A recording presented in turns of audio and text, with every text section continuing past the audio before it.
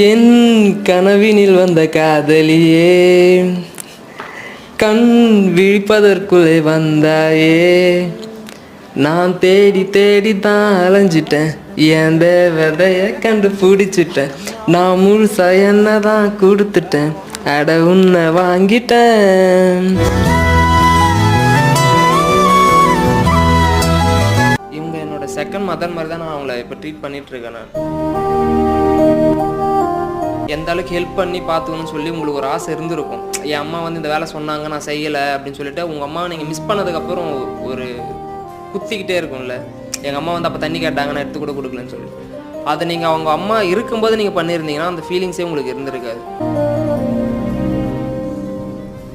Care பண்ணுறதுல நமக்கு ஒன்றும் நான் வந்து பெருசாக செலவுலாம் பண்ணுறது இல்லையே. நான் என்னோட டைமை ஸ்பெண்ட் பண்ணி அவங்கள பார்த்துக்கிறேன். மற்றபடி கேர் பண்ணிக்குவாங்க பொண்ணுங்களுக்கு அது ரொம்ப